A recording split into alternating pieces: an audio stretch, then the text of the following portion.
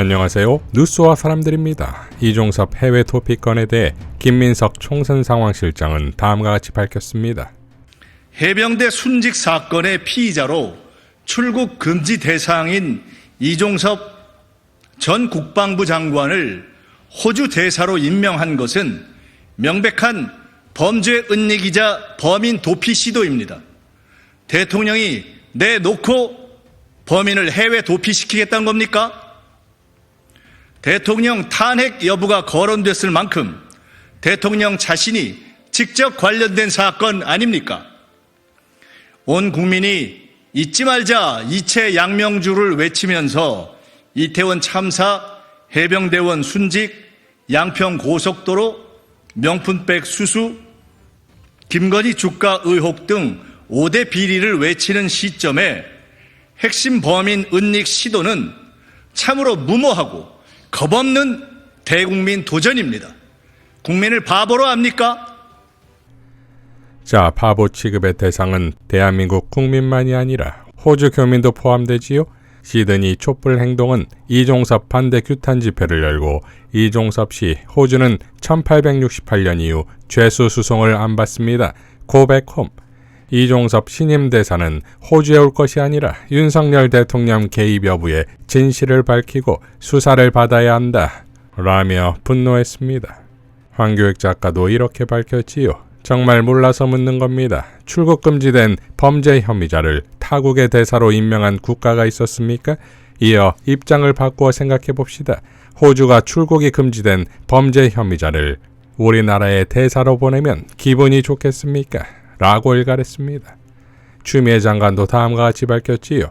고 최상병 수사외압 의혹으로 국회 탄핵이 예상되자 물러난 국방장관 이종섭이 공수처 출금을 풀고 범인 은닉, 범인 도피 목적으로 보이는 호주국 대사로 나간다면 민주당은 국민과 함께 호주 정부의 대사 파견을 승인하는 악을의 망을 주지 못하게 청원운동 전개하라 라고 포효했습니다. 조옥연 변호사도 다음과 같이 밝혔지요.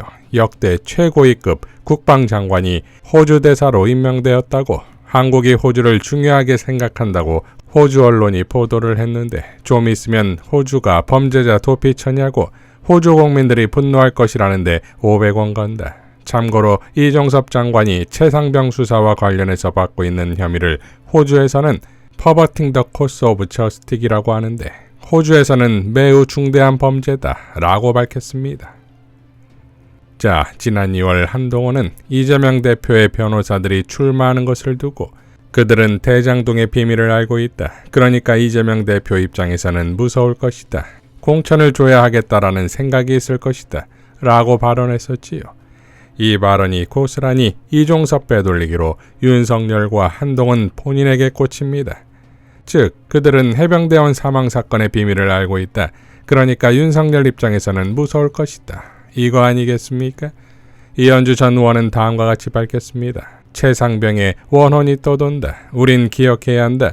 왜 최상병이 죽었고 그 뒤 무슨 일이 일어났는지 억울한 죽음을 밝히고자 했던 박정훈 대령에게 외압을 넣고 누명을 씌우고자 했던 일을 그리고 그 외압 의혹의 정점에는 다름 아닌 최상병 죽음의 책임자인 임성근을 구명하고 승진시키고자 한 윤석열 대통령이 있다는 것을 당시 윤 대통령에게 보고한 라인 모두에게 보훈인사 보훈공천이 행해졌다.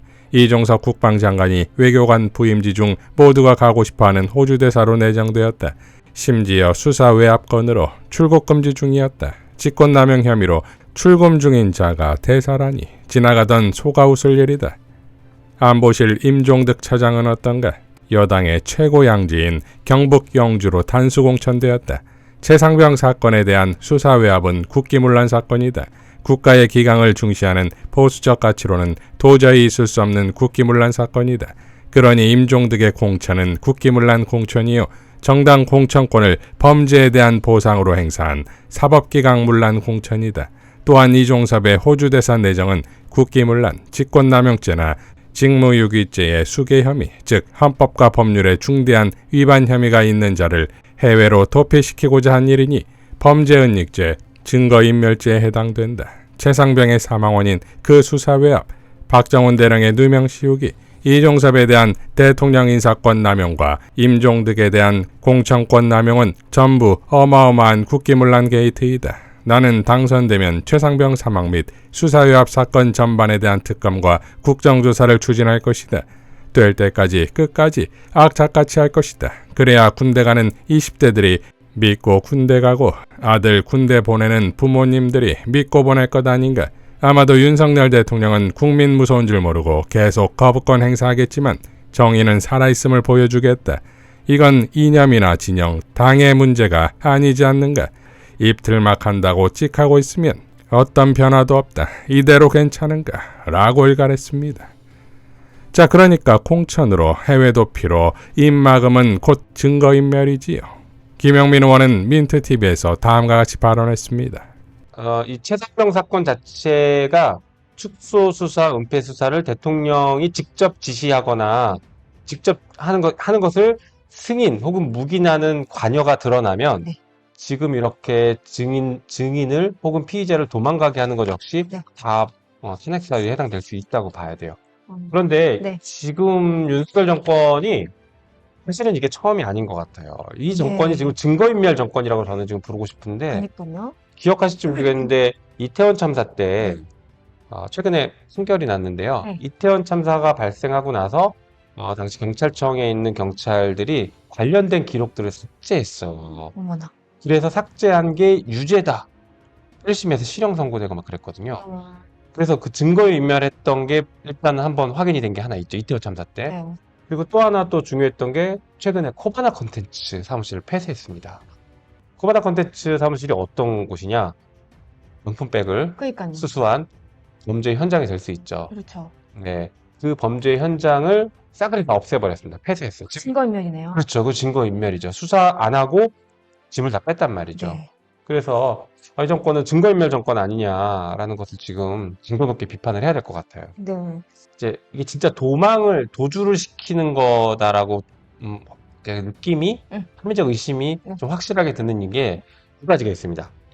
첫 번째는 이종섭이 장관을 그만두는 시기가 언제냐. 작년 국감 직전이에요. 네. 왜냐하면 작년 국감은 국방부 국감은 최상병 사건으로 총 집중돼 있었어요. 그리고 벼르고 있었거든요. 네. 그리고 국방부 장관을 그 당시에 민주당이 탄핵하려고 탄핵을 만지작거리고 있었거든요. 네.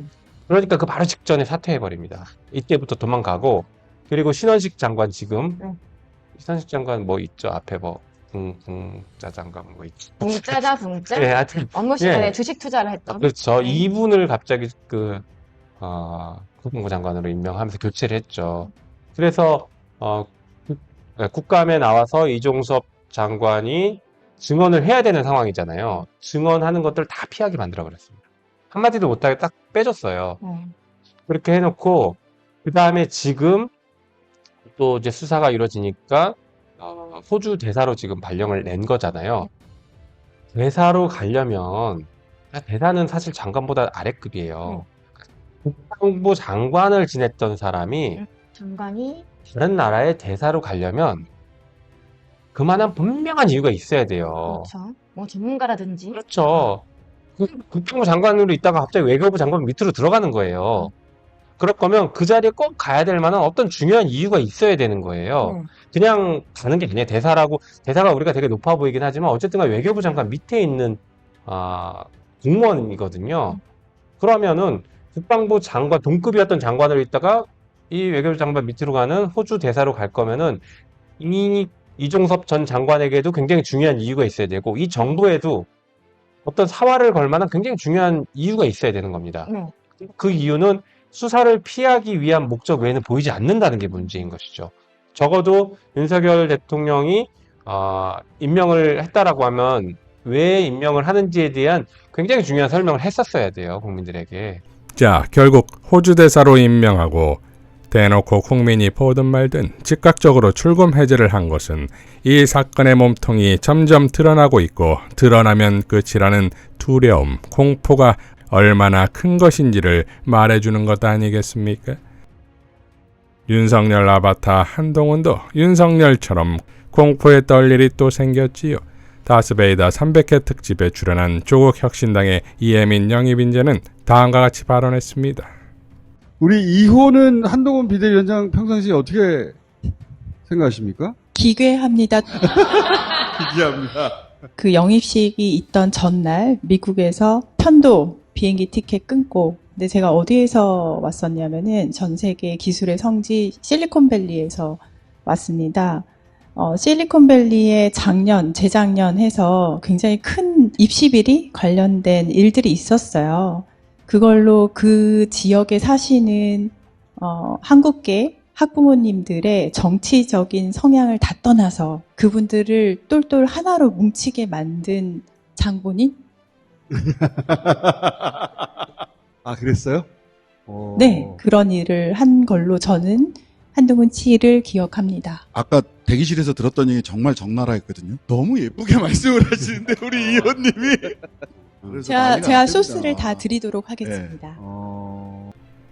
자, 이러니 조국 대표가 한동훈 딸 얘기를 꺼내면 즉각 깐죽이 멈추고 알아서 입틀막하고 지방 일정으로 바빠서 당분간 만날 수 없다는 반응이 나오는 거 아니겠습니까? 윤석열과 한동훈 그리고 김건희 정권의 몰락이 눈앞에 보이기 시작했습니다. 이상 뉴스와 사람들이었습니다. 시청해 주셔서 감사드립니다.